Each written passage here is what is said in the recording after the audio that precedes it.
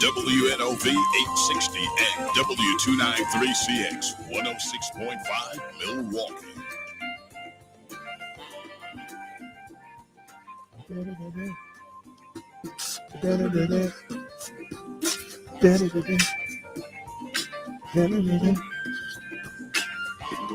We've been making good acapella. Oh, man. Good morning. Welcome to Community Voice. I'm your host, Keith Parris. I want to thank everybody for joining us this morning. Good morning, Kia. What up? What up, Carvey? Everybody's here. DJ will be joining us in a few moments, and it's Friday. So I want to welcome everybody to the program. Oh, man. Fiddlesticks. Fiddle, faddle, fit, fry, flam, flim, Oh, flam. filth, flarn, filth. Yeah. Phone lines are open. It's Friday, 414-444-5250, 414-444-5250. Let's see. Let's do a couple of things here. Well, when DJ gets here, we'll talk about this, but everybody knows, man. Packers play tomorrow night against the 49ers. This is really kind of interesting because back in the 90s, the Packers couldn't get over the hump when it was the Cowboys and the 49ers. And so it's interesting they beat the Cowboys. Now can they beat the 49ers? Yeah. Boy, don't be beating on that door like that. Hey, I had to get him. Sorry about that. Sorry. You know how grandma had. Boy, what's wrong with you? Hitting on that door like that. It shouldn't be locked.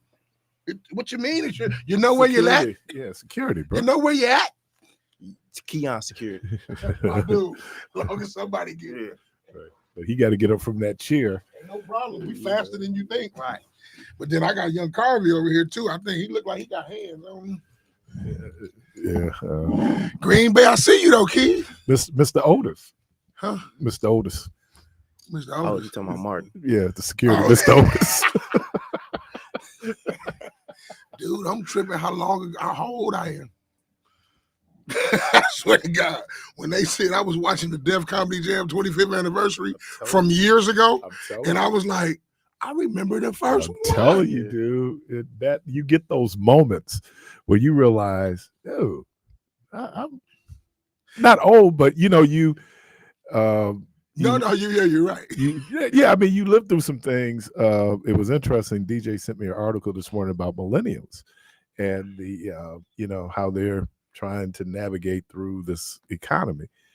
And I don't know any generation that has not been affected by the economy. When I came out of college, went right into the Reagan recession. It was tough, man. And we were at the end of the baby boom, but we got hit hard. I mean, it was like, and you know, inflation, but you know, how do you have to figure out how to pay your student loans? It was so, it seems that every generation has that. Yeah. You know, I mean, the great generation, you know, had the Depression and the war. Every generation has that. Yeah. Because it always changes. But what were your survival skills? Unfortunately, what's happening in millennials? Is it Gen Z? Gen Zers, unfortunately, and you think about even Michelle talking about Atlas not knowing what a dollar is. Mm-hmm. You know what I'm saying? The survival skills, the economy happened, but folks knew how to cope. I think this last generation is so scary because I got a 17-year-old that, you know, I'm even trying to have him help me do jobs and pay him, but that's not his priority, he says. He says, you know, that's not my first priority. The video games are. I was talking with a coworker a couple of weeks ago, and we were talking about, I never carry cash on me. If I carry cash on me, I feel like it's a luxury. Just because I got my card, it's just more convenient. But she was talking about writing checks, and I was like, man, I ain't wrote no check in a long time.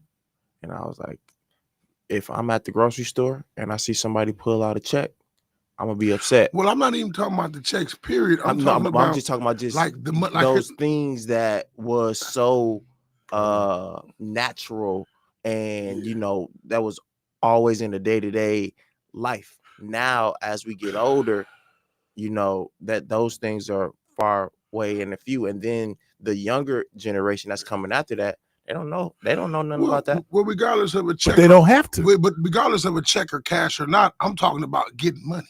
You know what I'm saying? It falls out the sky for a lot of the young ones because parents have, you know, there's the protective piece, right? So you can't really get out there and grind. Right. They're not getting on the bus to go to work. So if I don't, it's like so many. I'm sitting there arguing with a 17-year-old about he doesn't want to wash the dish, the cookie sheet. He wants to bake 4 pieces of chicken. So he pulls out aluminum foil, heavy duty, folds it in half. I said, dude, just get the pan. Well, I didn't want to wash it. I said, dude, foil is expensive. Right. Well, then he asked me, did you buy the foil? I said, do you buy anything in here? Like, I've been over here 3 weeks. I done spent over $400 in food. I bought them chicken fingers you finna eat. Right. You know, what did you, are you gonna watch? It's like so much of, and his mom said, unfortunately, money falls out the sky for him because you don't tell him that you out of town going through stuff. It's gonna be hard. Keon, I made it into UWM. That's great. What's your major? He told me some stuff. Then his mom said, yeah, I filled out the application form. Oh, that's failure.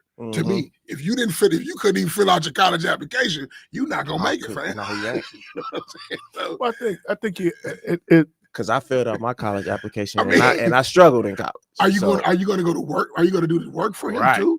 Because what she doesn't know is our argument we had last semester was, why you got a D in that class and you're a genius? Because I can just take the test and come bring it up to a C, and a C is fine. What? That ain't unique.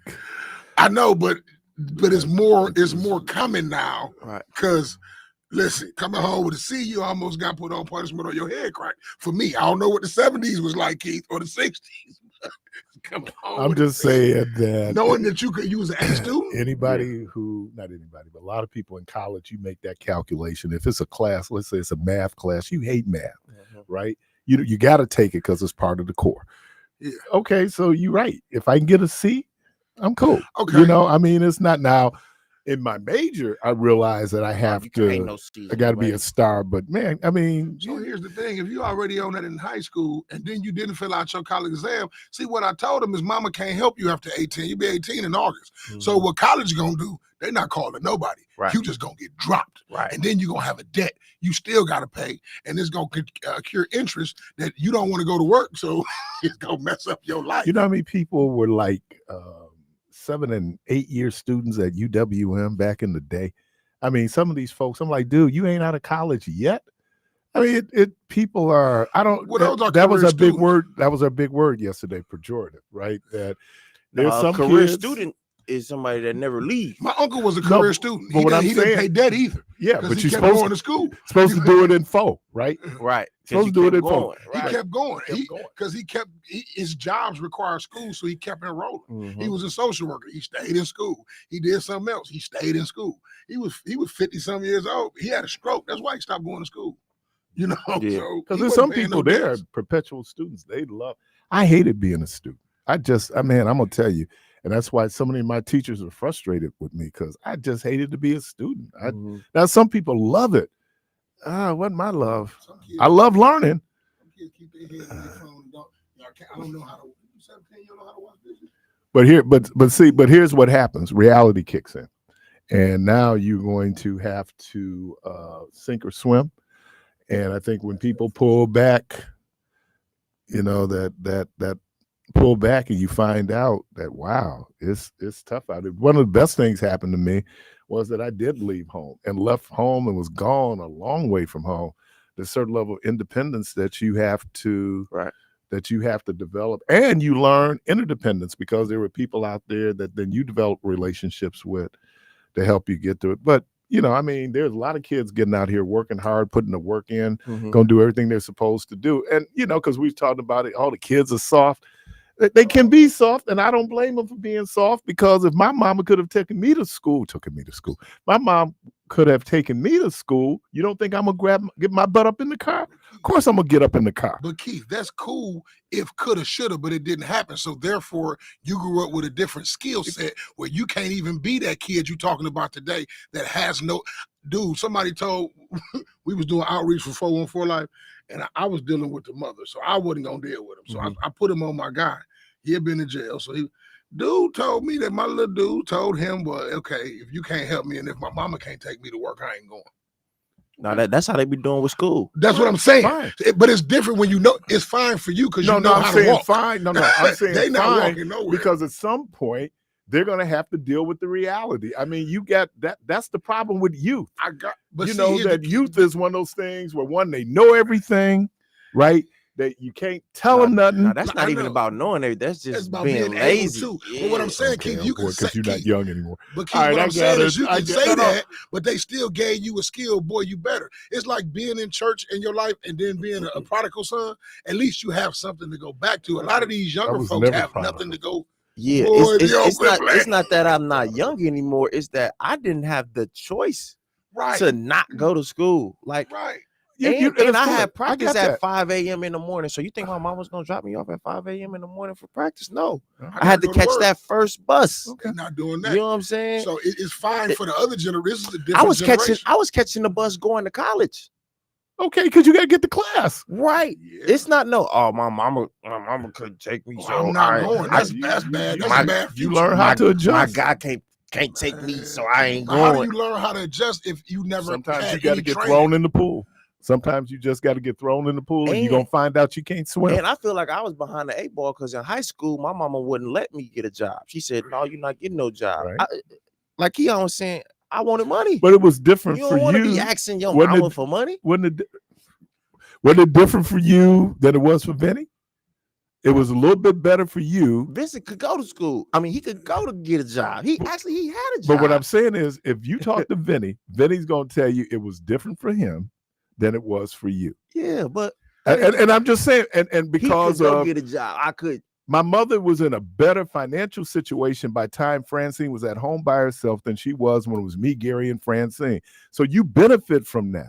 I was telling the story, this brother I told the other day, that this brother, man, he went to North Division, and his dad would take him to school every day, right? And his dad was a cab driver. So when he showed up to school, the kids thought that he was rich because he's coming to school in the cab every day, right? Because all of us had to get out there and get it. Now, one thing I didn't have to do in high school that a lot of my classmates did, I caught the bus. Now, that was because there's people who were walking. I walked to Parkman. I caught the bus to Dominican. You know, so I'm just saying. That was exposed. I guess my point is this last generation, the last 2 generations, it's easy for us to say you learn because even though we did things when we were older, but we had exposure at youth to know how. Mm-hmm. That's what I'm saying.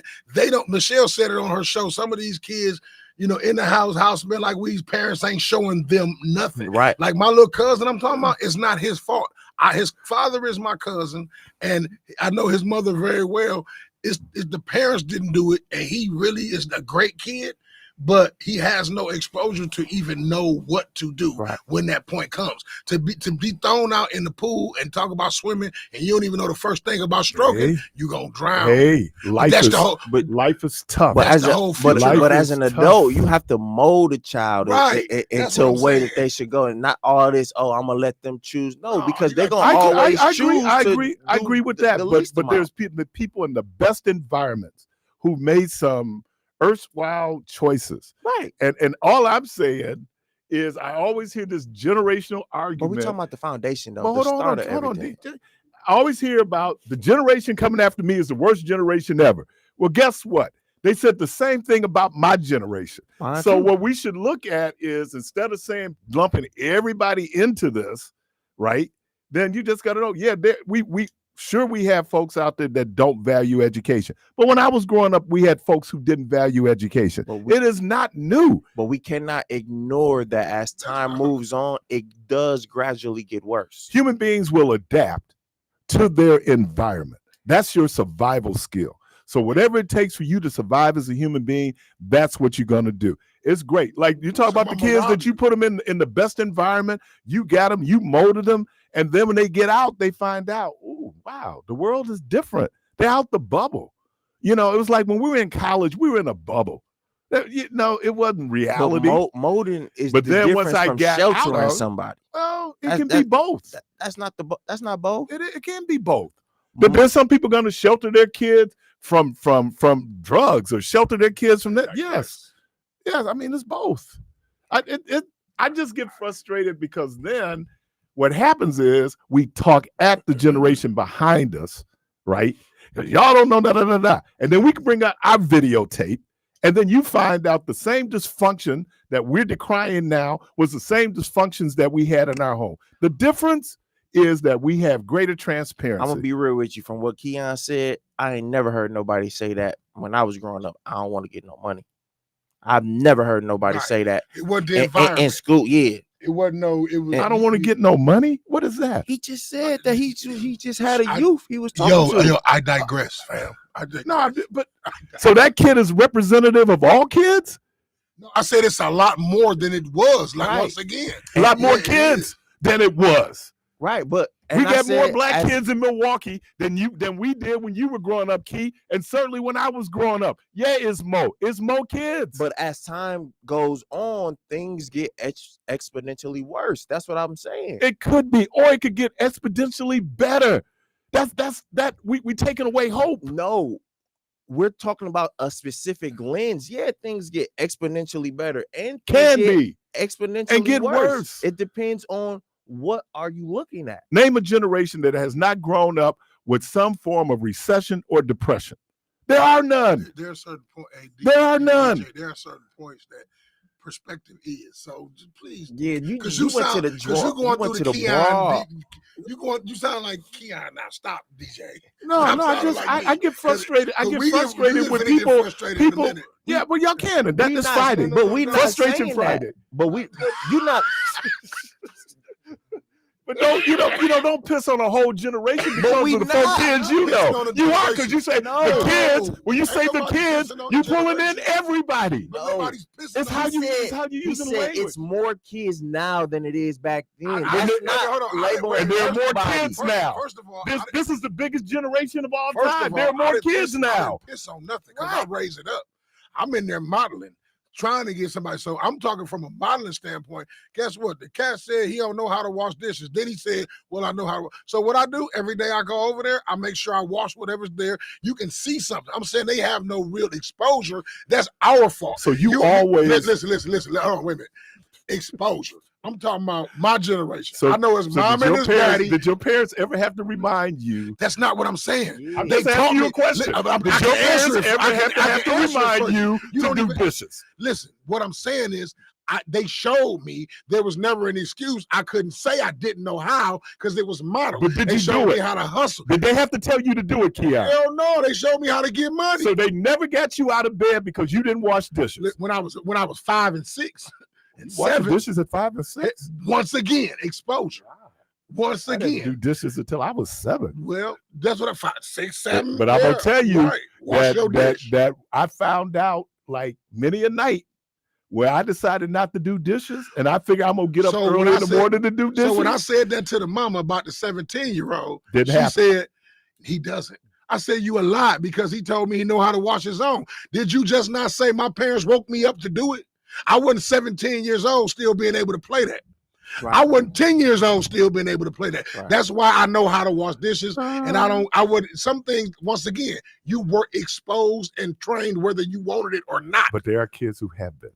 Can we acknowledge that? Oh, I know, but nothing, what's this phrase? Nothing is. Can we acknowledge? Absolute. Can we of acknowledge course. that there are many kids who are? Prisons just didn't get built. Yeah, can we acknowledge that hold on? Can we acknowledge that there are plenty of fathers that take care of their kids while you work for child support? I do. Yeah. And we celebrate them. Yeah, but that's semantics. We know that already. Yeah. You know what? What do you know? We know that there's plenty of kids that know how to wash dishes. So why are we talking about the ones who ain't? Why do they get so much time? As opposed to the kids who are. The same reason why the kids that's out here reckless driving get so much time. They shouldn't. Because the squeaky wheel gets the oil. They shouldn't. If you're doing all right, you're doing all right. You taking 5-10% of the population and putting it on the entire population. That all I'm saying when we have But you just said it's more kids, so it got to be more than 5%. Percentages don't change. Oh, God. Percentages don't change. Raw numbers do. That's what I'm saying. So yeah, you can have but still 10% of a whole lot of kids. Jesus, take the wheel. He got it. No, he don't. Yes, he do. You playing with Satan? Yes, he do. I'm playing with Satan. I'm playing with Satan. You doing what they call devil's advocate. It's cool. And then we'll go, well, how come they don't listen to me? Because you forgot, not you. People forget. People forget that how they were tripping at 13. And now, because I've had years, that's a reminder. That's not even our conversation. That's a reminder to me of how I was tripping. But guess what? There's a difference. Kids they just started messing up. He's talking about exposure, though. He's not talking about somebody just disregarding what you're saying. What do you mean? He said that the man wasn't exposed to certain things, which is why he doesn't know how to do certain things. That's the genesis of the conversation. We went to 4 or 5 different Walmarts throughout the county because there's not a lot of them. Trying to find these tamales that they used to sell. And we went, he was like, this was a great expedition, Keon. Going to Walmart and riding with your cousin for 4 hours through the city is the greatest expedition you've been on because you sit in the house all day and go to school and play video games. No exposure. Right. So may I ask a question, if I may?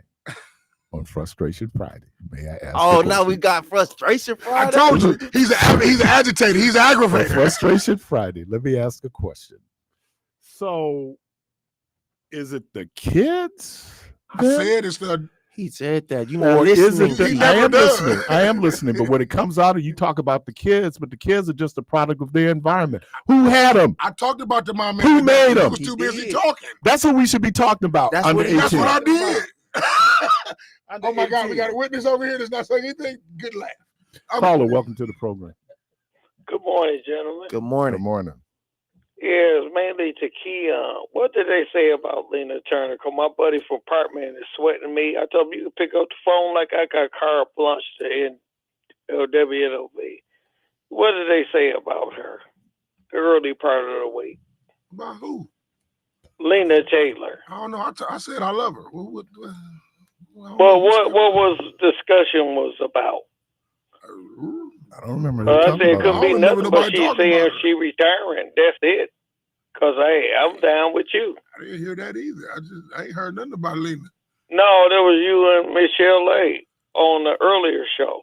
She might have referenced her to something, but it's probably something about something she been working on, and that's now coming to something. I don't know. Reggie, do you hear that?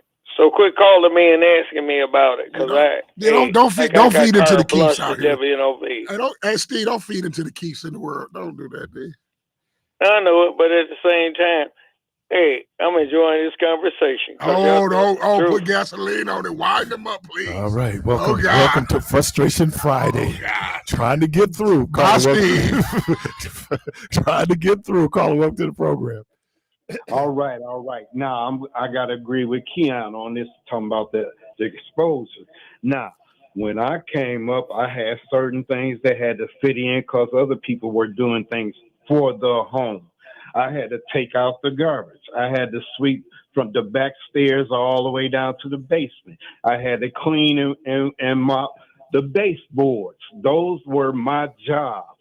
That's what I was supposed to do to fit in the home because my mother did the cooking and the shopping. My daddy did the work and repairing. Come on, boy, we gonna go and do this. Show me how to do the sockets. Show me how to replace electrical sockets. Show me how to run to the store with the 50 cents and buy the fuses. Remember the screw-in yellow fuses we had to go and get? Yeah, I had to learn. Those were my things I had to do. I had to bring all the clothes up from the basement. My mama bet not carry nothing, or my daddy got that foot. This is what you do. She don't have to ask. I bet not come home and tell you. This is what you supposed to do. Now, I understand when you talking to a 17-year-old and he thinking of skeeting around and not do anything to get to what he want to do. So then he can think, man, if he wasn't exposed, that man, this is what you do. When you mess up, you clean up. Then you clean up behind yourself. It better be the way it was when you went in. You don't leave no footprint or no evidence or nothing. You clean behind yourself. I don't want to have to come and clean behind. You make your bed. You do. There's things that you're supposed to do that's natural. And if it ain't, I've been in women's houses that none of that stuff happened. And I sit back and I'm like, wow, what are these kids going to be like? What are they going to be like when they start dating? What are they going to be like when they have their own homes? So there are some things that were family fixed that you had to learn to be a part of, that you naturally grew into. And man, right to this day, if I could, my mother don't know. I would go to the house and still shovel and take out garbage. When I go in and visit my mother, I'm still running to go and get the garbage and take it out when I'm leaving, because that's what I did, and it's still natural. So now, though, you think my son, heck yeah, your mama better not pick up nothing from the basement. You better carry anything, groceries too, all that physical stuff you do. Mama do the physical stuff of taking care and feeding your butt. And I do the physical things of coming in, making sure mama have everything that makes this house run smooth. So there's a trickle down effect, and everybody has a part to do. And if you ain't been raised like that, you are helpless, hopeless, and you're not going to learn, and I'm not going to teach you. You're listening to Community Voice. It's Friday, joined in the studio by Devon Jones, DJ The Protege, Keon Jackson Malone, Carby. All of you, the phone lines. What's it called Friday? Frustration Friday. Welcome to Frustration It was Friday. free flow. That was frustration. That was frustration. Yeah. 2024. Got us all flustered up in this joint. We'll be right back.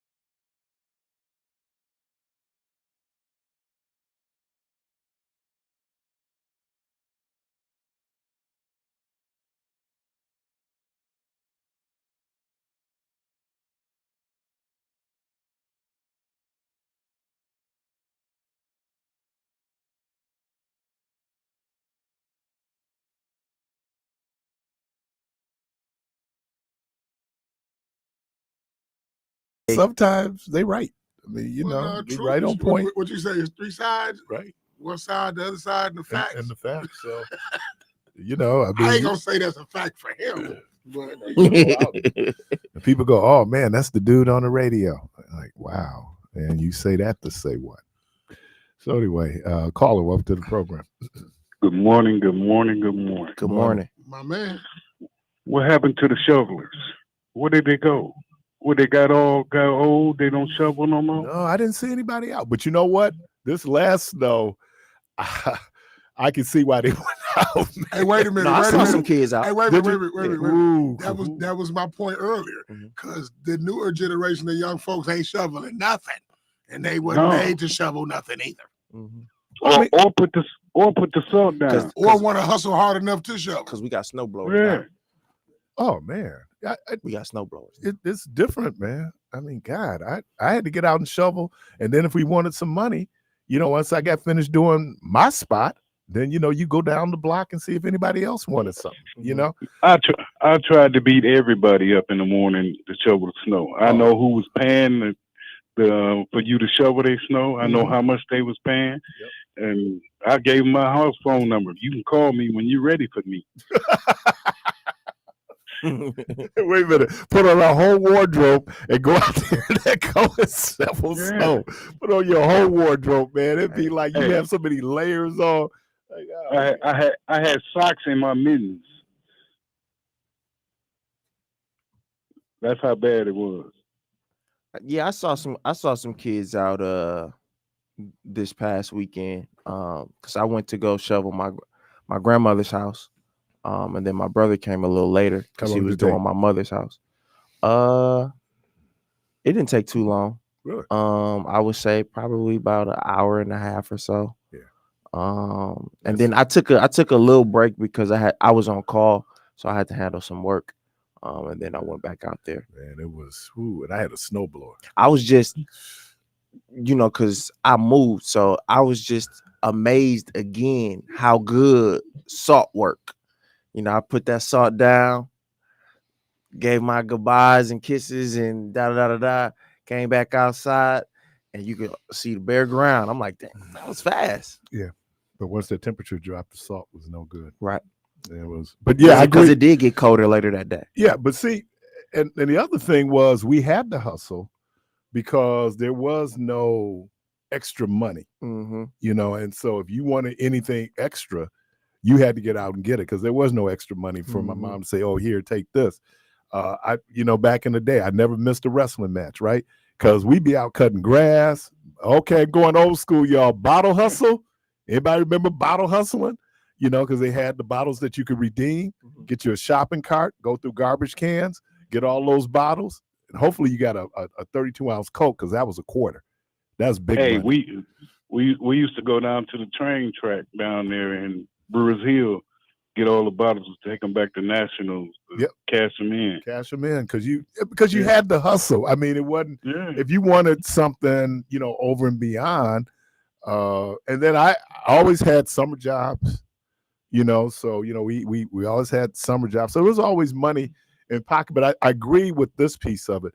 The fact that you start working so young develops your work ethic, right? Yeah. That you understand the importance, like you were saying, getting up before everybody to get out there. I saw my mama get up and go to work every day. So now if you grow up in a house where you don't see anybody getting up going to work, you modeling what you see in the crib. Right. But that's not necessarily true no more either, because I know people that go to work every morning and their kids are the most laziest dropping the buckets I ever saw in my life. Oh, that was me. But I was up when my mama was up. I went back to bed when she left, but we was up when she was up, right? And we went someplace. So it wasn't like you sitting there, be up like we moving around. As soon as she hit the door, we was back on the rack. You know, so all right, man. Appreciate it. Yeah. Hit next. Caller, welcome to the program. Man, y'all speaking real today. I'm hearing everything y'all saying, and I agree with it because that's the way I had to come up. I had to work paper boy. I kept making something, shoveling snow, until 18, I wasn't free to strutting. So I was at sea.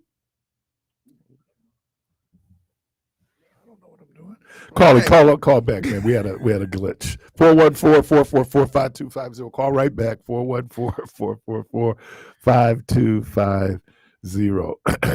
I was lazy. I'm not gonna sit up here and lie and act like I was the most ambitious, always looking for work. I'm just thinking about the snow. I'm gonna be old. So by the time I have kids, that snow blower is gonna be a hot commodity for me. Oh, real talk. But when I have children, they gonna need to know how to shovel the snow. Man, mom's microwave went out yesterday, so I picked Frankie up from school. Said, "Hey, we gotta go and get a microwave." So, man, Frankie picked up that microwave. Oh, it's light. I said, "Youth. Of course, it's light. You're young. It's supposed to be light." So can't wait till you get to the point where back in the day, we used to play ball over at Victor Berger. And when we first moved to Victor Berger, I was in the 6th grade. So the older dudes would be out playing ball on the court, right? Little dudes, 5th, 6th grade, we'd have to wait till they get finished playing. But the cool thing was they sent us to the store to get their stuff, right? Young legs. So it'd be like, oh man, I was in your store. You give me da. You might earn a nickel a dime. You get a little something. So you always put the younger people to work, because you got energy and man, and then by the time Garium came along, I'm the big guy now. So we would send Garium to the store, to pick up our stuff. Oh man, it was like this generational thing that you always had rolling. Hit five. That you always had rolling. Caller, welcome to the program. Good morning. You on there? Shalom, family. Hey, what's happening, man? Listening to this topic in the conversation, those 60s and 70s, well, I'd say the 60s more than anything else. Not 70s too, because then you got a chance to walk around or roam the city with your shovel to different neighborhoods looking to, collect that available cash for shoveling, raking leaves, cutting grass. But, I was thinking as I was hearing the different comments, back then we weren't exposed to, the drug trade, right, the illegal, economy on television. Mm-hmm. And there was no social media, so you wouldn't have heard it that way. But, in the entertainment industry, it wasn't promoted, right? And so that thought wouldn't have been something that would have guided our activities. And just thinking about that and how young people, I think Keon mentions it all the time, during the 90s, the 80s, and that time frame, that the exposure that came, there was good about the technology, but then those aspects of it that led, that basically laid out landmines and traps that caught up a lot of our youth and got them into these activities that has led to pretty much to where we are now. Hey, but Craig, let me ask you a question, man. What year did Superfly come out? Early 70s, right? Yeah. When did the Mac come out? Early 70s, right? So we had pimps and pushers. And wait a minute, and we were emulating the style of the pimp and the pusher. As kids, that's how from a dress standpoint, but it wasn't like living that lifestyle. There were few. Milwaukee is known for pimping. Hey, Milwaukee is known for if you would have seen Keon's face. Nationwide for pimping. No, see, I'm not denying what you're saying, and I'm not oblivious to that happening because they were all around the city. I understand that. But I'm saying, iconically, like for us, it was the Mac. It was Superfly. Right. Shaft was a detective. And then you had other folks out there. And then when you get to the 90s, the 80s actually started with Scarface, right? 81, Scarface. Right. And then you work your way back, and then we get to the 90s, New Jack City. I'm just looking, and there are all kind of films that was dealing with that. You know, so you had, what was the films that Damon Dash produced? What Cotton Comes to Harlem was out and when? Oh, that was early 70s. Real quick, we got some Facebook Live people just want to shout out my brother, Vincent Jones. Appreciate you. And Miss Joyce Ann Evans. Good morning. And I just wanted, go ahead. So I'm just saying that everyone, there's always been this glorification of criminal behavior. You know, it goes back to, I remember the movie I couldn't wait to watch because it was the St. Valentine's Day Massacre. Remember that one? And so what I'm saying is that we've had these iconic kind of images out there. Yeah. And you know, I wasn't a pimp, but I wanted to dress like one. Cagney? Wasn't it Cagney who played the gangster? Right. Edward G. Robinson. Yeah. George Raft. I mean, but it was few and farther between. Right. It wasn't like every channel you turn on, there was something to present that option, right? And then your parents were saying, no, I mean, you saw the example of your parents for the most part, or somebody in your community, somebody on your block getting up to go to work and working 2 jobs sometimes, right? And so it's which opened up the door for a parent who had multiple kids who, because they were working 2 jobs, their kids was everywhere. I mean, unless they had total control. And so you had it, but I think I always try to say scale and account for scale. But we've had it where you have to look, if the Apostle Paul had to address it in Ephesians that, you know, children obey your parents, that means this has been an issue, you know, going back to even before that, honor thy mother and thy father, right? What are they talking about? The behavior of youth and how it is. You have to think that was something that was more, I think, you know, something that was more accepted and then something that young people really recognize. Because like Dino was saying, you know, my dad worked 2 jobs. My mom was at home, you know, and so, but he gave us instructions on what we had to get done. And if it wasn't done when he came home, just like he said, you know, you got disciplined for it. And you didn't want to be where you trapped on the porch and you can't go nowhere, you know, all those types of things. I mean, those punishments were the types of things that were deterrent enough for us to say, nah, I'm going to do this because now I want to go out with the money I made and be able to go to the movie and be able to go buy those shoes and go kick it at the park or whatever it was, you know, that you were considering, you know, wanting to do with your free time once you got your chores done. So, you know, what I heard them saying was real for most of us, I believe, doing that. Because you didn't see anybody on a Saturday morning outside the house before 11 because everybody's in the crib working. Right? I'm serious. Real talk, on my block, there was nobody on a Saturday morning out before 11 because we doing all our chores on Saturday morning. That's right. You know what else? Right. Did nobody sit around playing video games till there wasn't nothing to do outside? That's right. I asked myself the question, how much time would I spend on video games if I had them? But so you had them, I didn't. That's what I'm saying. We had them, but we had a real social life and not a social media life. Right. So video games was for 11, 12 o'clock at night when you were supposed to be in the crib before you go to bed. Because as long as weekends, wasn't no video games unless you were up at 2 a.m. because we was outside on the street as long as hanging we could. Out, kicking it out. So I think that transition from one generation to the next. Here's what I'm saying. My father had an excellent Jedi mind trick, and we get mad at the conversations. My grandmother used to say, "Let me get to the Jedi mind trick." I'm gonna let y'all go, man, so somebody else can get in. I appreciate it. So my father's Jedi mind trick was gangster, but at the same time, my grandmother saying nothing new, ain't nothing old, everything just is. So we had these conversations because they're new parents, new generation. Some people need to hear this. We can't just act like it's just old because somebody ain't never heard it. Okay. Just like being in radio and reruns, you know, you're gonna have somebody saw the show for the first time, you know, and it woke somebody up. You know, somebody wasn't listening right now, they listening tomorrow. Right. So, but my father had this thing, and he didn't say it to me. I'm in the room, he's talking about me, looking at his friend.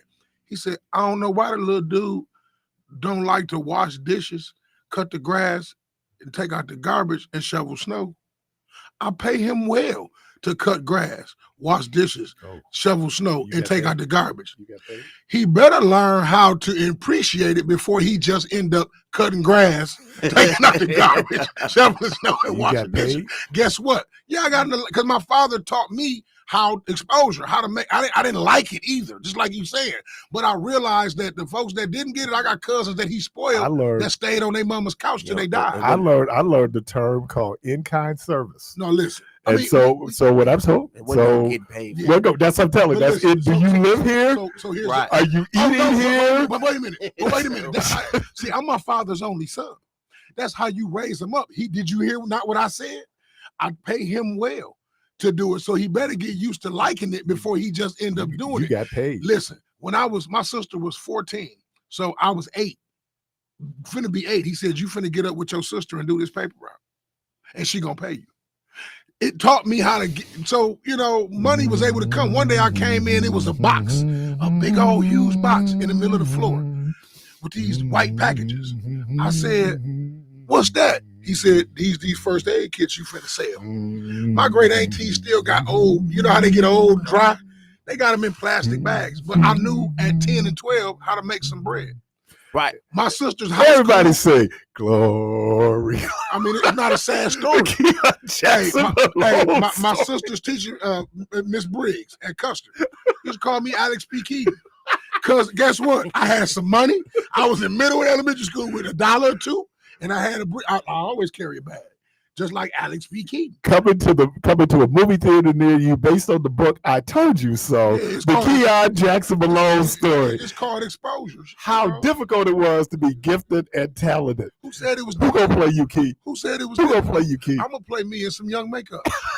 Who else can be me? Right, they can digitize. Right. AI. Right. AI. Who gonna play Keon in the Keon Jackson Malone It's story? not a sad story. Right. I'm talking about exposure. Right. And then I used to get mad at Pops to the point, man, you always let my cousins and them drive your car. And I can't drive your car. You always doing for them. While they thought I had everything, their toys was at my house. Like I said, when I was younger, it wasn't you don't want to get no money, because in our mind, you have money, you have freedom. Right. You was able to do whatever. You ain't got to ask for nobody. You know what I was? A Radio Shack kid. Right. I saved my money for things. I had the catalog every year. Dang, they don't got that no more, do they? No. Yeah, that's gone. That's called schooling. Like I said, I took the boy out to do jobs with me and was paying them, and then he would rather sit on the headphone with his friends. Did Best Buy drive them out? Yeah. On the internet, they still around on the internet. Radio, you can still go to Radio Shack online. Really? Yes. Found that out recently. Caller, welcome to the program. Hey, good morning to you, brother. Good morning. Good morning, brother. I was, one reason why black and white, I ain't gonna say just black folk, I'm gonna get out there, I've been out there.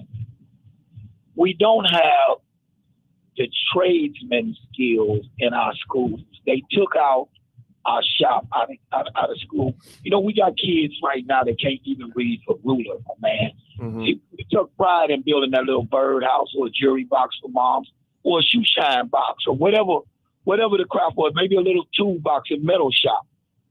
And you got pride out of seeing your hands develop something. You said, "Wow, I'm gonna do." Hey, Meech, let me ask you this real quick, Meech, because you know they talking about on the Meech. Meech, you know they talking about with the MPS wanting like 200 and something million more dollars. They talking about adding that stuff within those schools. So would you be opposed or for approving that extra 200 and something million for MPS? Yeah, brother, if it's going to really go for that. You understand? See, listen, we had all the machines there. Even the antiquated shop machines still gave a kid the idea of how to use a ruler, how to use even a welding, simple methods of welding, auto mechanics, carpentry, shop class. These things have been gone. Then I heard Brother Stingley talk about in the 60s or the 70s. Well, I don't know much about the 60s or the 70s. I caught on about the 90s and the 2000s. But I do remember that what I've heard rumors tell of is that That's been around a long time. Even if drugs has been around a long time. Even if you look at American Gangsters, they was doing heroin back then. Heroin played a great part up until the 70s, and then it died down a little bit. And then about the late 70s, cocaine came into play. And then what really happened is that they added violence to that game, the drug game, by using Scarface. After Scarface, the game became ruthless, violent, and terrible. After Superfly, everybody had a nickel bag on 5th Street Playground. Robert Fulton, you could buy your joint. You go get you an ounce. They told me you go get your ounce of reefer and roll up 100 joints, and you got $100. I think an ounce back then was probably $35. So you buy you a little lid, which probably was $15. Which a lid now is equivalent to what they call a seventh or a quarter ounce. 3.5, baby. 3.5, eighth, baby. Eighth, baby. But hold on. Then we talk about the Mac. The Mac was really fake. That wasn't no real pimping.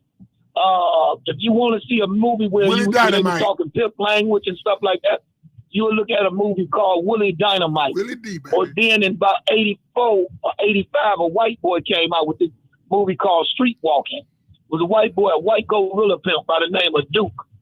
Then the coldest pimp movie ever put out on that right now would be Snoop Dogg Boss It Up.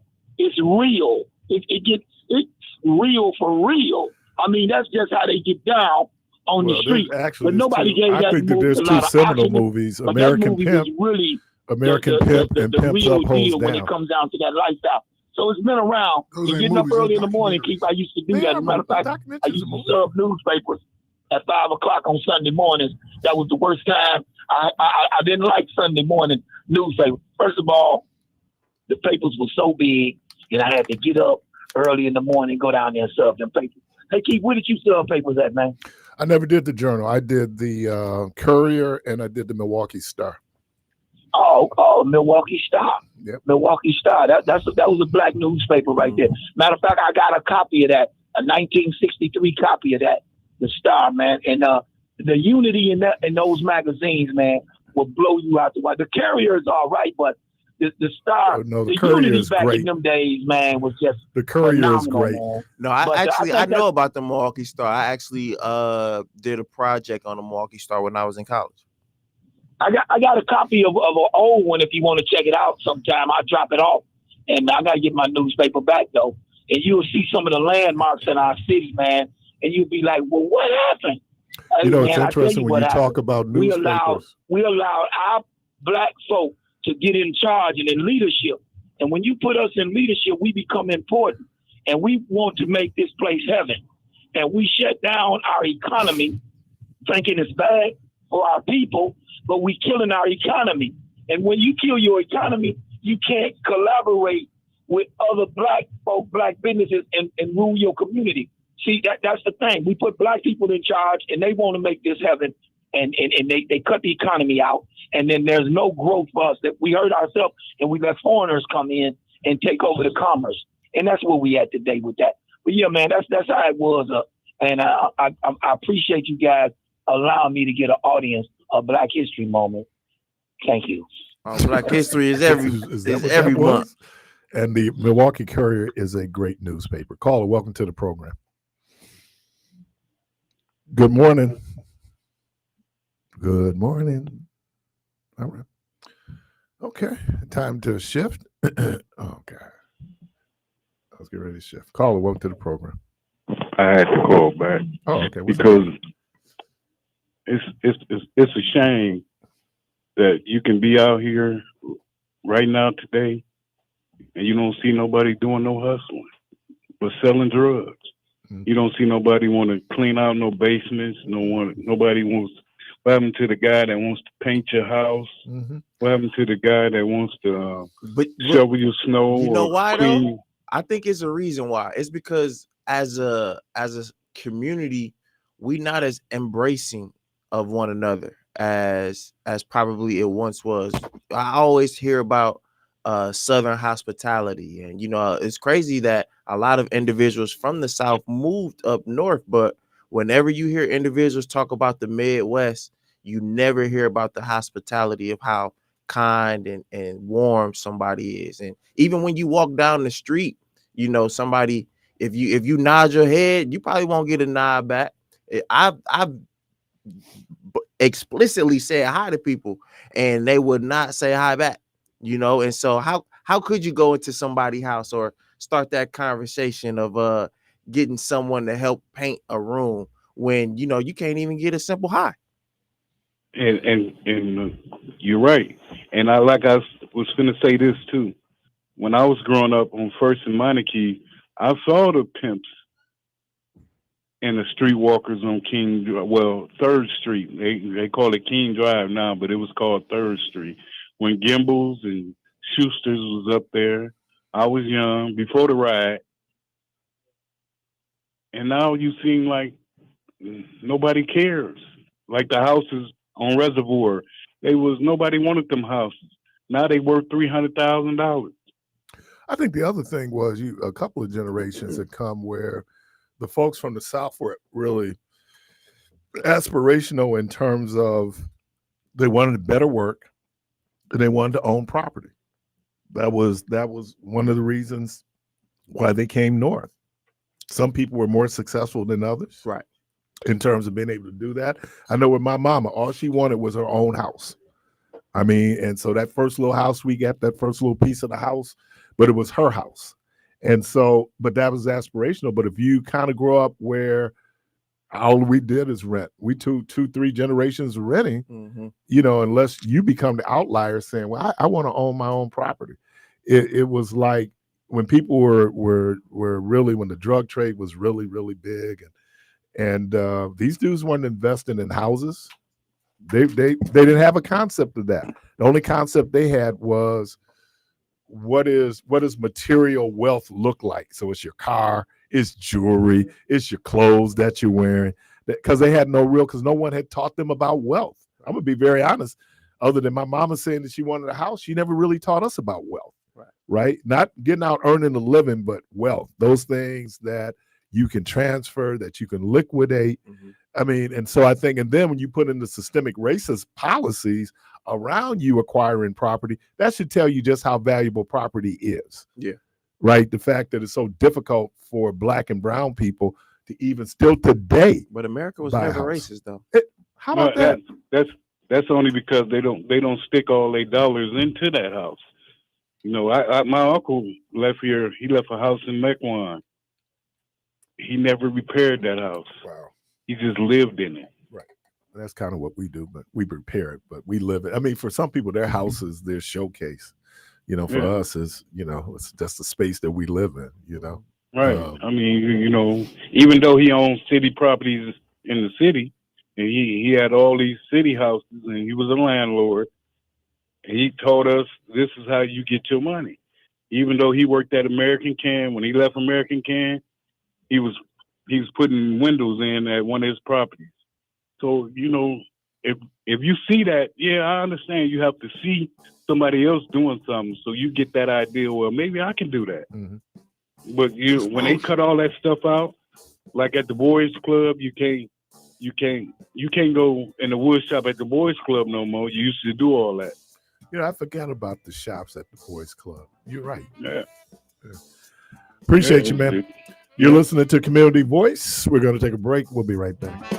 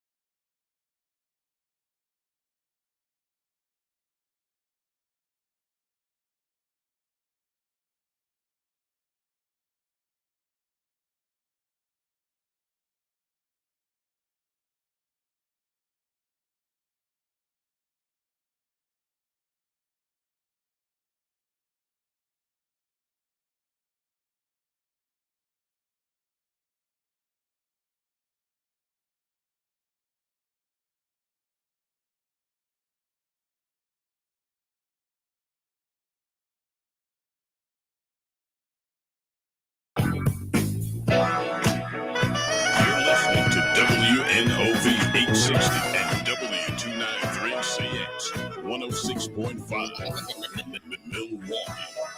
Community Voice on WNOV 860 AM and 106.5 FM.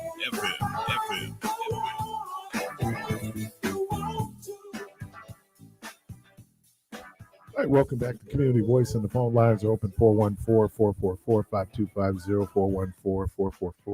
414-444-5250. Just want to give a couple more shout outs on Facebook Live to Miss Shanetta Robinson.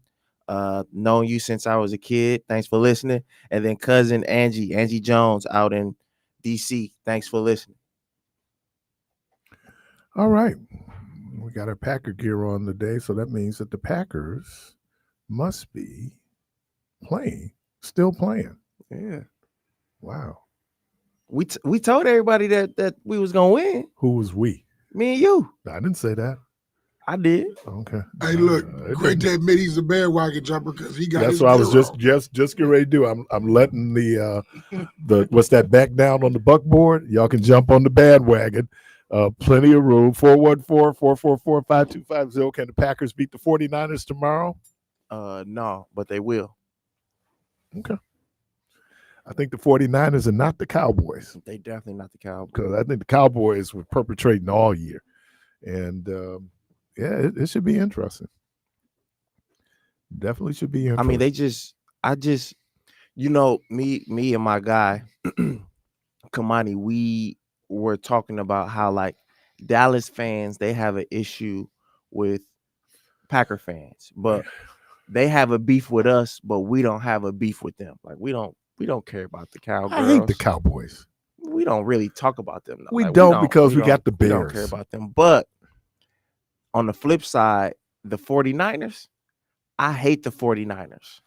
Like I have a beef with the 49ers, but I know like the 49ers fans, they don't beef with us. We beef with them. Because they've been dominating. Right. Us. That's my point. It's the exact opposite with them.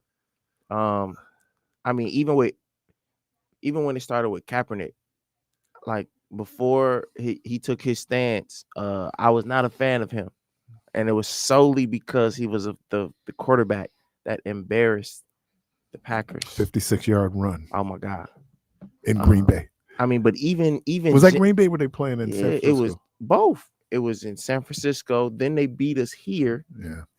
And then we couldn't beat Jimmy Garoppolo twice. Well, someone they text me, said, remember that magnetic vibration football game?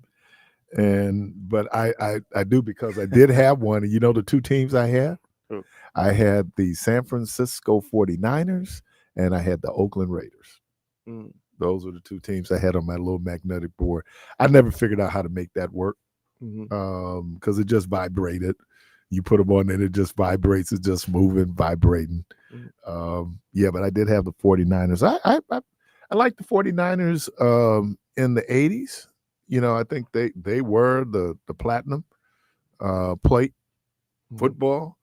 But the reason, look, I'm such a hypocrite. There was one time I was a Cowboy fan for a year, but other than that, man, I hate the Cowboys. I don't hate the Cowboys. I mean, we beat them all the time. How could you hate somebody that you always do beat? Have their number? Kind of do have their number. Now maybe we have Frisco's number? Maybe you hate the Cowboys because in the 90s we just couldn't beat them. With Brett Favre. Oh, I go back to the 60s with the Cowboys. I mean, I just hated the Cowboys, and then they became America's team. Come on, man. So no, I hate Dak Prescott. I don't hate that. And I'm using hate like in the sports hate, but I think he's overrated. And we'll see how much money he's gonna get, because he can't. It's like I said, it's only one team that I can. I mean, outside, everybody in our division I hate. There's no greater hate than for the Gummy Bears, right? No greater hate. And then like I have a strong dislike for the Vikings. Don't really hate them because we always beat them too. Strong dislike for the Lions. I mean, don't really hate them because we always They beat don't them matter. too. Yeah, you know what I mean. This is kind of But- a exceptional year for them. But Chicago is always gonna be Beat Chicago. It's always gonna be a hate there. Which making the playoffs. But we don't even take them serious either. So much sweeter to beat them in order to get into the playoffs. Right. And for the 8 people that would have made their season if they would have beat us a couple weeks ago. And it would have probably kept Jason Fields' job. He might still have his job. I don't know, man. They got some good quarterbacks coming out. I could see Chicago trying to move on from him. They should try to trade him to who? Pittsburgh. Either Pittsburgh or isn't he from Atlanta? Is it? I never knew where he was from. I think he's from Atlanta. He should go to. They should try to get him. Atlanta should be on their phone. Looks like Mike Tomlin is going to keep his job for more than just next year. He should. You know what? I think Mike Tomlin is just a regular season coach. Yeah, but you also have to look at it. Seems that Pittsburgh will get hit with injuries. Every at team the worst does. time. No, but I'm saying Packers for got them hit with at the this worst year. time of the season, they look at Cleveland. They got hit with insurmountable amount of injuries, caught up with them too. especially at the quarterback position. Yeah. But they still made the playoff. You know, so Mike lost Tomlin, though, didn't they? he always gets to the playoffs. Yeah. And then it's like everyone knew Pittsburgh was going to lose that game. Even Pittsburgh knew. Well, because Pittsburgh was playing on house money. It ain't. Yeah, they were because they weren't that good of a team. But they come out of division, and I don't know if this is the first time this has ever happened, where all the teams, there were no losing teams in that division. That's how strong that division was. Right? You know, so, you know, Cincinnati didn't have a losing record? No. They ended up 9-8. Something like that. Yeah, that was the first time that had ever happened. So that was a strong division. And then when you looked at the injuries to quarterbacks, I mean, Joe Flacco, and then it caught up. Joe was old. It caught up with him in the playoff game. It's reason to believe that the AFC North is the best division in football. Right now. I mean, all of them spanked the 49ers. You know, they lost. Cleveland beat them. The Ravens beat them. And I want to say Cincinnati beat them. I may be wrong. But it wasn't no blowout or nothing like that. Even with the Steelers, it wasn't. It was a strong division. Yeah. I think if they could solidify that quarterback position, and then look, you going into playoffs and the best defensive lineman in football is hurt, that helped. That just, you know, no Watts. That's a big difference in terms of your defense. I don't know how you make that up. I think they got to get it together, man. Oh, I agree, but I think when you look at it, because at the beginning of the season, people thought they're reminding me of the Packers. Packers are better than I thought they were. I'm gonna be honest with you. I didn't think. I'm saying in the past, like Packers of the past. We don't know what this Packers is now because it's a new person at the helm. And we did beat the Steelers to win the Super Bowl. So in Jerry's world too. Yeah, I mean, now what's interesting, I hadn't even noticed that this really is a rivalry. The Bills and the Chiefs. That ain't no rivalry. It is a rivalry. They win the Chiefs win every time. That's not no rivalry. Whether you win the rivalry or not, the fact that this is what 3 out of 4 years they've been in the AFC Championship If I play you game? in Connect 50 times and I beat you 50 times, it's not a we rivalry. beat the Bears and it's still a rivalry. We kill the Bears every year. That's a for rivalry. Historical purposes. We're not talking about anything where it's parody there. I'm just saying that for historical purposes, and we 90 minutes. Seems away to me from that I'm each always other. looking up. It's the AFC Championship game. It's Kansas City and it's Buffalo. Or Cincinnati too. That puts Cincinnati in there. When Burrow is and that's the other thing. People go, oh, you can stick a quarterback in. After a while, it's gonna catch up with you. At first, they don't have a lot. You always said they don't have a lot of tape on you, so you're able to take advantage of. I think once we had tape on Kaepernick, people going like, dude, the defensive backs were running with their backs turned, and dude just took off running. I mean, the receivers were smart. They kept running their routes, right? And you look up, and next thing you know, it's 56 yards. Anybody gonna? Cap had a lot of 400 passing yard games too. Yep, 300-yard passing yard. I mean, Cap he was a Packers. There's certain players out there that's just a killer.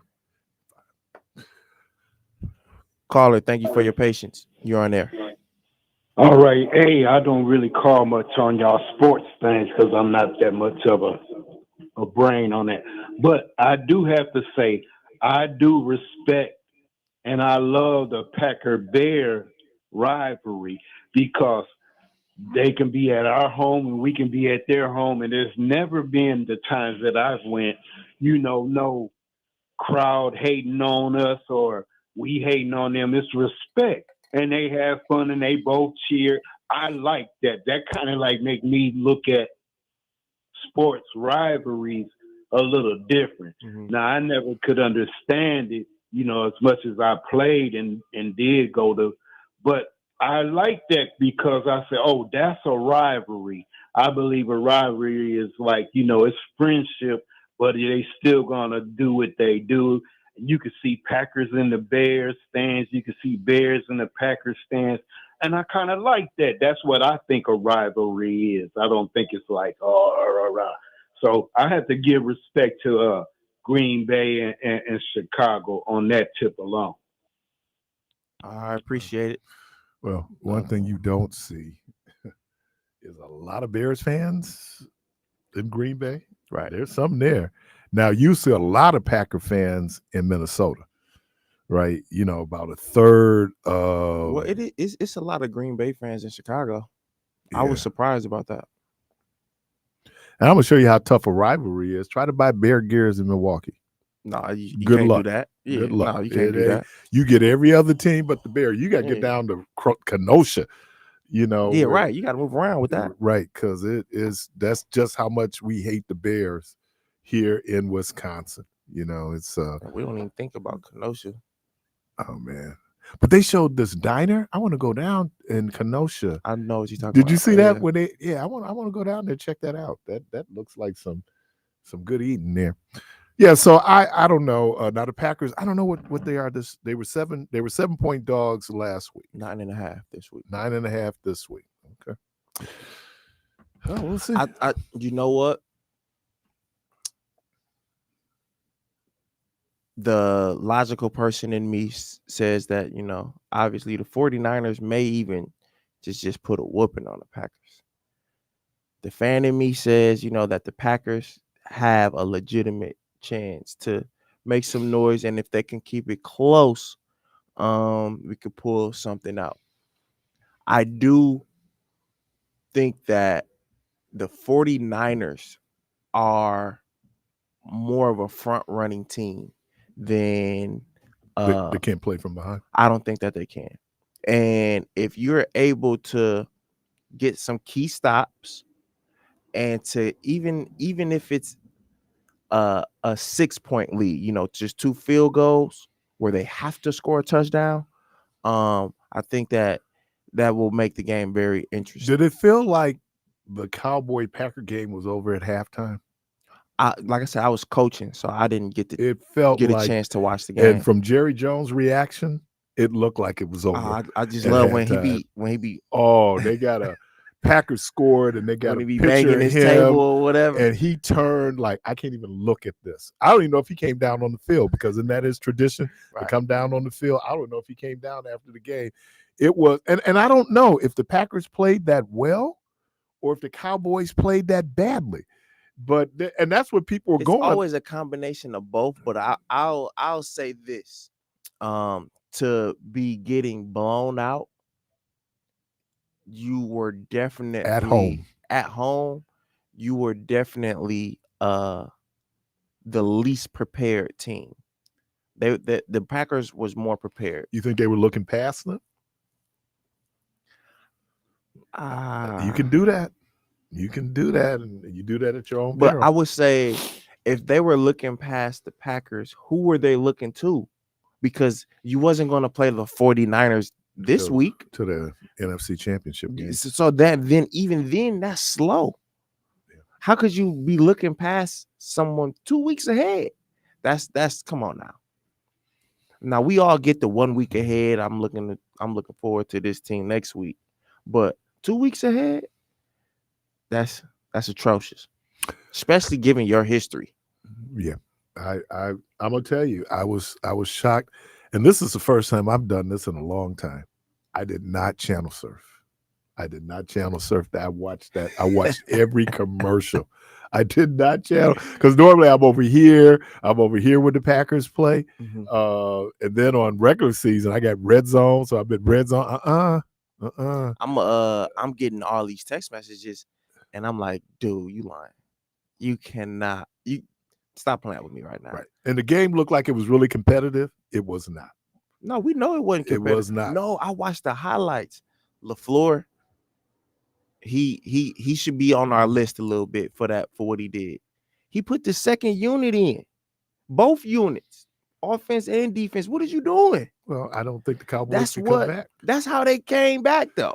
Yeah, but they came back. They still lost by 2 touchdowns. I'm saying they should have been blown. Well, you run the game now. Rest your starters. And my guy, come on, he didn't tell me this, so I had to look at the highlights to look at these different jersey numbers, and I'm like, dude, this is the second unit. He tripping for that. You don't do that. Yeah, you do. You got to save your players for next week. Yeah, but you do that with 5 minutes left. You don't do that. So you have Jordan Love in the game, and he gets hurt, and you up by 3 touchdowns. And fourth quarter, people gonna go like, "Why was dude even in the game?" People could come back. Well, they could, but Jordan they Love wasn't came going back to.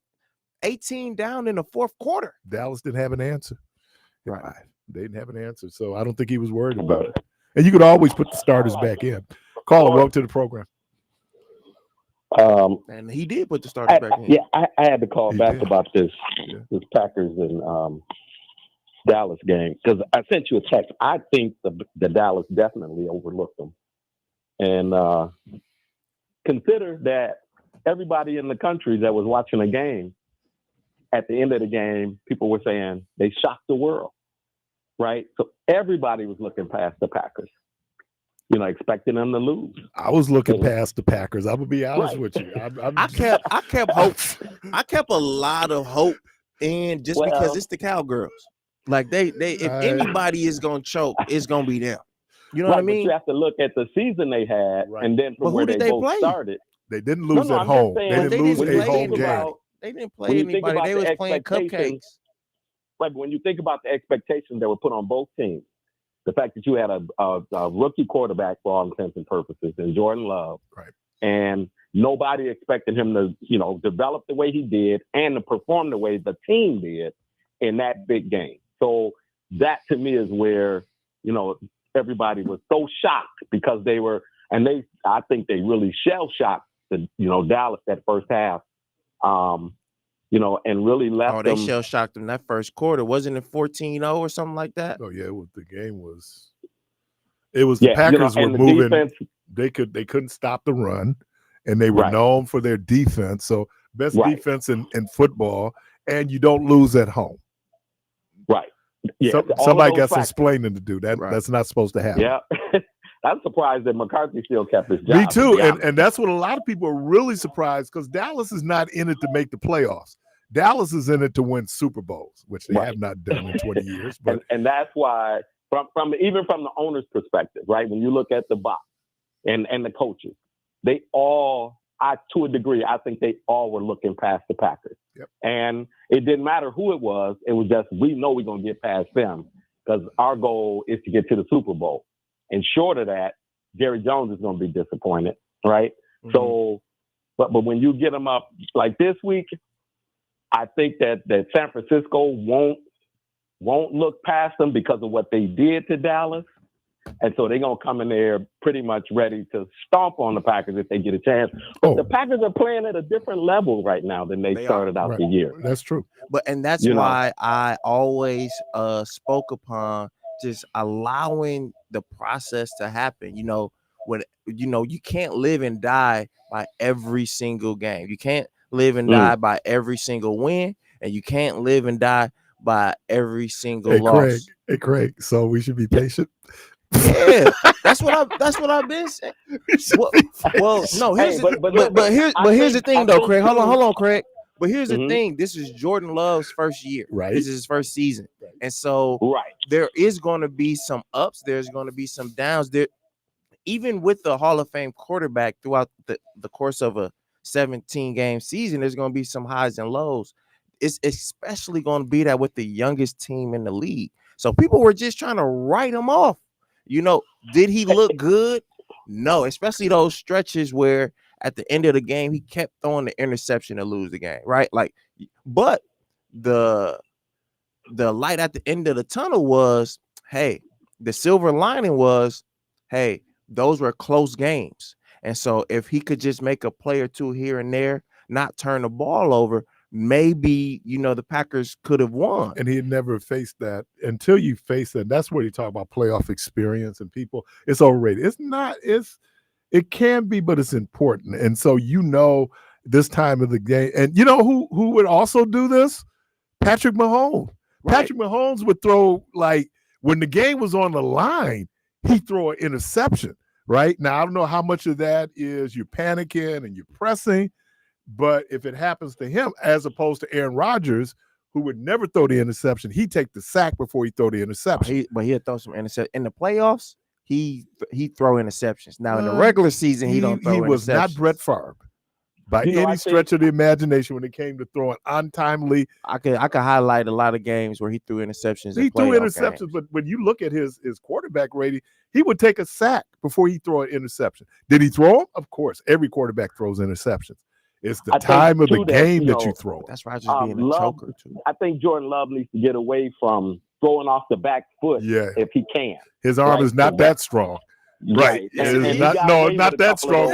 Look at those passes. They be wobbling, dude. There's no real velocity on them. Right. But do it get to him? The one he was that craft he threw to the dude was so wide open, the ball just fluttered out to him. But do it get to him on target? The next game. Well, at that point, there was nobody. Have you ever seen Hey, Craig, have you ever seen in a football game where there's no defender in the picture? This dude was so wide open, there was no defender in the picture. Obvious. It was a blown play. It was a blown play, and then the ball wobbled. Dude had to wait on it. Hey, Romeo Dobbs was wide open too. Is along the same lines in the same category as Jordan Love. He's new to this role, to this level of pressure. And the Packers got a lot. I mean, you just mentioned they're the youngest team in the league, or one of. They got a lot of first-year, second-year players playing, and so. When you heard them interviewed, you got the sense that most of them don't even know what was expected of them in their performance for this game. Right. And they came out and played as if they were playing on the playground. It's like house money, what they got to lose. They were supposed to lose. That's right. Ain't nobody going to be mad at them in Green Bay because they lost to Dallas in Dallas. And the same thing is going to hold true this week in that, they're not supposed to be there. Right. So if they just lace them up and play up to their ability, they might surprise San Francisco because they got some talent on that team at all positions, right? It's just staying within the moment. I think is going to be big for them. Hey, before you go, don't let all of the hype around the game, all that's going to be put on it by the media, get to them and get them distracted. If they play at the confidence level that they played last week, I think but San Francisco's defense, man, is really But if strong. You see how they lost, if how they lost against the Ravens, how they lost against Cleveland. San Francisco? How they lost against Cleveland. They had some bad losses during the regular season. But the Ravens is the best team in football. But I'm saying that is the formula. Right. To them being beat. Real quick before you go, Craig, you see how down we were about the Packers, right? And look where we're at. Do you realize how down? Do you realize how down people are about the Bucks? And look where they are right now. Aren't they in a far better position? Getting ready to bring that up. Great segue. Aren't they in a far better position than the Packers right now? Was it apparent the other night that the Bucks cannot win without Giannis? They cannot win without Giannis. What did I say? We have to be patient. The Packers got better throughout the season. Allow the Bucks to get better throughout the season. So let me talk about this real for both of you. What you see now is the teams, really good teams, will jump on you when you come into their house, right? Saw what the Bucks did to the Celtics saw what the Celtics did to the Bucks early in the season. So I wonder. You see what the Bucks did to the Celtics? That's what I'm saying. But you see this trend where they know you don't let them. You go up by 30, 40 points. You don't even let them get in the game. I mean, it's like so. Prediction: will the Bucks lose to Detroit tomorrow at 2:00? They might. It's a matinee game. Is Giannis They playing? might. I don't know. The See, Pistons are playing Giannis better brings though. a level of pride that says, "I'm not going to let them." It's like LeBron. LeBron will say, "I'm not going to let a team like Detroit beat me," particularly with the season they're having, because that stays with you. People right? play with them like it's a playoff game, We got especially some. when it was on the streak. We got some You don't Super wanna Bowl lose to this predictions for the team. Packers. Who? What? Yeah, got some Super that? Bowl prediction for the Packers, and also, someone said that we need to get to Purdy and make him a turnover machine. Yeah, if they get some pressure on them. But, I mean, San Francisco, they're not going to be unprepared. That's one thing. And Dallas, to me, to a degree, they were unprepared. And I think they overlooked the Packers. I don't think I they think really. that what you're going to see is a lot of Kittle. How smart on is Quay that Mark- to on Quay overlook Walker. somebody in the playoffs? I could get the regular season. I can get the Hey. but the play, especially when this ain't the NBA where you get 4 cracks at it or at least 7 cracks at it, maybe. I think the Packers. One I think game? the Packers got to keep a handle on Debo Samuel. Yeah. And Kittle, to me- because I think I found out that Quay Walker is not very good in space and coverage. No. And when you saw where Dallas was really taking advantage was either a matchup of a running back on Quay Walker or a tight end on Quay Walker. So you're gonna see a lot of Kittle. You're gonna see a lot of Kittle on Saturday. Because Right, but he ain't got none of that blazing speed where he just gonna leave you. It's but he's technique. still a tight end on a linebacker. I would say that They're supposed to Christian win that every McCaffrey time. is the Forget one. about him. Is the one. their If we can stop receiving Christian core- McCaffrey, because their identity is run. So if we can stop the run and force Purdy to be a pass Make him first quarterback, I think that then we will have controlled the tempo But of see, that that's game. why I think Debo Samuels is the key, because he comes out of the backfield, catches passes and breaks. He's extra yardage most of the time when he puts that when he catches that ball. He 10, 11 extra yards every time. So I think to me he's the key, that if they keep him in check, to a degree, I think they're gonna have a better chance. McCaffrey, he's sort of iffy to me. If the front line, if he can't break through that front line, then his yardage is contained. And then how well would Aaron Jones run Sunday? Saturday. Will we get AJ Dillon back? I think we need AJ Dillon for this game. I think you did, but what you I just think so too. you do need that power driver. Yeah, because they got some big the linebacking core for San Francisco. Those boys are beasts, man. They're good. San Francisco's a good team. There is. I think Dallas was more of a paper tiger, but Frisco's a good team. All right, man. Yeah. Caller, no, we're going to take a break. All right. Caller, we see you. We're going to grab you right after the break. 414-444-5250. 414-444-5250. We'll be right back.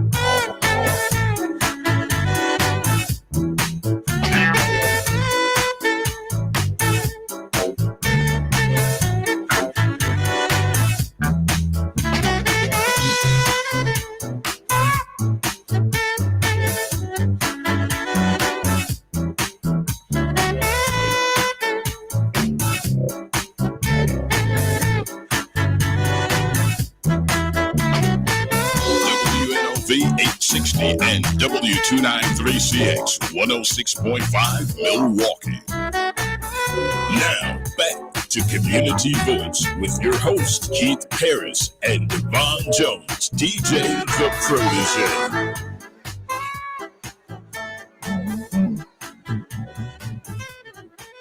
All right, welcome back to Community Voice. Caller, welcome to the program. Yes, good morning. morning and happy Friday to you and your staff. I just wanted to share something with you and the listeners. I think one of the biggest problems we are having as Black people, some of our people have a very low vibration of value on how they see each other. Now, I don't know where some of our Black people getting this from. If you're nice and kind, somebody is getting over, get rid of that. Ain't nobody getting over on you by being nice and kind. Mm-hmm. And this thing here, if it's not about my personal convenience, F that nigga. And that was told to me by a lot of religious and non-religious. Y'all need to get rid of that. Because see, if y'all did right by each other and y'all built corporations, we will be able to compete. And then also you have to look at the psychological warfare, because we really don't have no allies within our community and each other.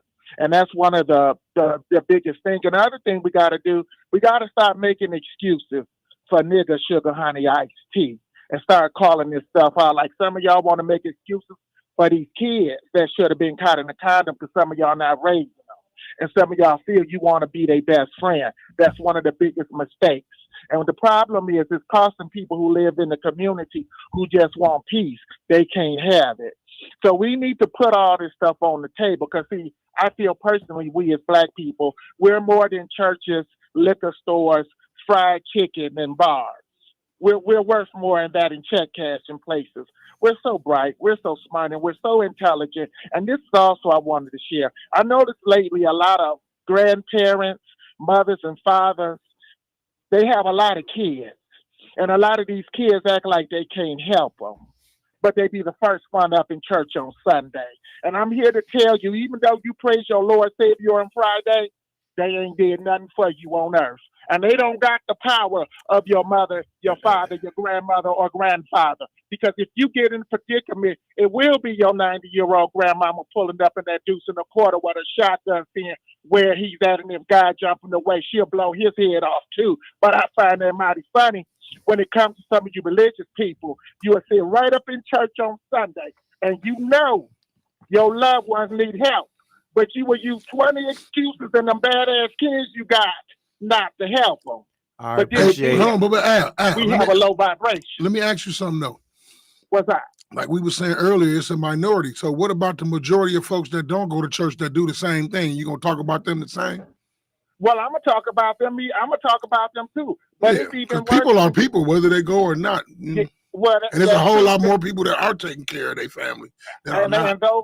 And those who are taking care of their parents, they get standing ovation. It is very commendable, and I am so proud of them. But what I'm saying is when it comes to us as Black people, we got to hit that reset button. But it really pisses me off when I see these grandparents and these mothers and fathers sitting there. And you got these Negro children sitting up in church praying to that guy. And that guy ain't did nothing for them step suckers on earth. I appreciate it. But it is a lot of them that do. That's what we were saying. So we just mad at them couple few and act like it's all of us. I mean, it's not. That's all right. Caller, thank you for your patience. Welcome to the program. Hey, thank you for having me, my brother. So, Keith, I have to talk to you, man. This is Vincent. Vincent who? Vincent Jones. Vinny! What's happening there? Yeah. Man, how can you say Jordan Love does not have an arm? I didn't say that, Vinny. I said he doesn't have his arm is not as strong as Brett Favre, and his arm is not as strong as Aaron Rodgers. So when you see Aaron Rodgers throwing off his back foot, there's still a lot of velocity. When you see him throwing off his back foot, it gets there, but not at the same level. But I'm not saying he don't have an arm. He just cannot continue to throw off that back foot because he doesn't get the velocity on the ball. That's the only point I'm making. And touchdowns. But he was doing that in the midst of a pass rush too, coming, so he had to get rid of. Yeah, I'm just saying. But when Favre, when Aaron Rodgers threw off that back foot, that ball's still going 90 miles an hour. I'll always say the greatest pass I ever seen Rodgers throw was a pass that didn't count. It was against the Gummy Bears, and he threw it to Devontae Adams. It was either his first or second year, and he threw it off his back foot, and it was the sweetest pass that he ever threw, and it didn't count because of a holding call. Oh, it was the one he threw to Jordy Nelson. This pass was so accurate, it blew right past the head of the defensive back. There was nothing he could do. I had never seen a pass that pinpoint. I'm gonna show you the pass. You gonna change? No, I'm just saying that, when you look at it, and that's not a dig at Jordan Love, man. I'm not doing that. I'm just saying, I mean, and I will be honest with you, I don't think that Rodgers had the throwing strength that Brett Favre had. Brett Favre was a natural talent. His problem was he was stupid. Right. He really depended on that natural talent. That's why who holds the league record for most interceptions? It's funny. As soon as I typed it in. Is that Brett Favre? Yeah. As soon as I typed it in, it came up. Yep. Okay. Yeah, that's true. Yeah. So no, so I wasn't attacking him. How you been, man? Oh, I've been pretty good. Pretty good. How about you? I'm doing good. You proud of your brother? Oh man, very proud of my brother. I remember just growing up and he was getting on my nerves and was hard headed, not listening. It's like, man, I just want to pop this dude. All right, thank you, caller. Wait a minute, hey, Vincent, because you be on him at the basketball games, man. I had to move because Vincent be on him, boy. I be like, and I said, it took me back. You got to talk to Gary about this. Gary said, I used to hate when Keith come to the game. I played with Keith because all he did was yell at me. He just be yelling at me because you my little brother, and I want you to be the best, man. But Gary today, that's still a traumatic episode of Gary's life when he had to play basketball with me because I'd be on Gary. Man, I'd be on the boy. You be on DJ. Man. I said, let me move, man, because I was on him, man, because I saw greatness in my brother. I just wanted him to reach that potential. Yep. All right, man. I did. I'm very proud of my brother, man. I am. But I appreciate it. Love you, bro. All right, man. Love you. Hey, Packers going to the Super Bowl. Well, hold. Don't cut him off yet. What did you say? I just said Packers going to the Super Bowl. We got it on tape. Got it on tape, and I'm going to tell you why. This is what a lot of people don't realize. Okay. This moment is not too big for Jordan Love. Okay. As a youngster, as a teenager, his father committed suicide. Ooh, I didn't know. So he's had a lot to endure at a young age. So no moment is too big for him. What kind of tickets you think his mama going to get out at Levi Stadium? Do you see his girlfriend? Yeah. They're gonna be all right. He going. I'm telling you, it pays to be quarterback, don't it? Yeah. Oh, it do. I mean, this is great, and he's gonna get paid now. He's have some game. DJ said light skin. All right, bro. Appreciate you. All right, man. Love y'all, man. Take it easy. No break. This is the last break of Community Voice, and we will be right back.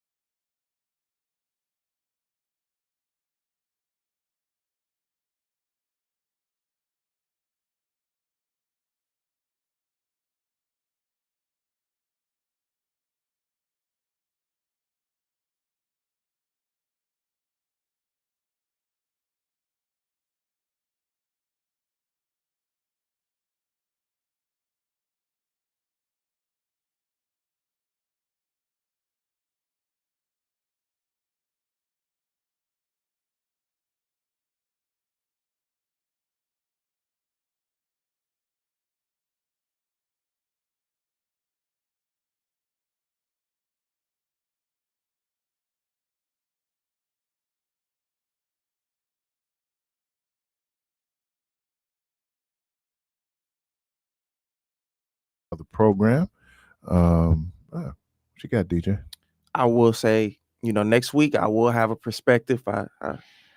My word is discipline. I wasn't as disciplined today. But You don't use that word. But I wasn't as disciplined. I guess today. we live our service, huh? Hey, I've been disciplined, just not today. Man, it'd be just like, don't tempt the devil. Oh, Lord, don't tempt the devil. It'd be like, yeah, I'm going to get up on that.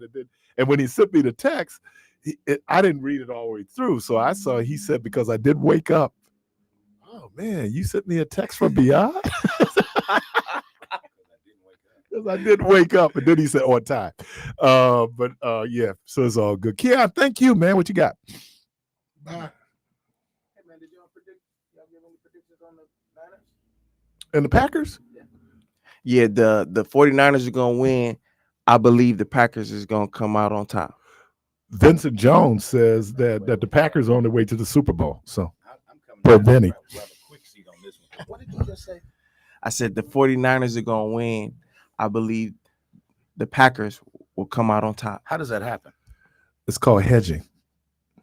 That's how it happens. You hedge. Elaborate. You know when you throw dice and it's a black and a red, and you put money on both of them. That's what I did. Yeah. You thinking they're gonna win? Hey, it's my team. I gotta believe in them, man. I mean, they weren't supposed to beat Dallas, according to the naysayers. Mm-hmm. You think they gonna win? I answered the question. No, you did. Can we do a yes or no? I predict the Packers will win by 7. Ooh. They need to. to. But what if they win by 9? They more than cover the spread, right? No, if they win, period, they cover the spread. Right. Cover the spread. Okay. All Yeah, right. the Packers will be victorious on tomorrow. All right. Yeah. By 7. All right. And y'all got Packer meals? Go Pack, go. Because I think I might do nachos again. No, I can't do nachos, my poor stomach. But they won last week. Well, no, man. You I ain't superstitious. We just talked about this last week.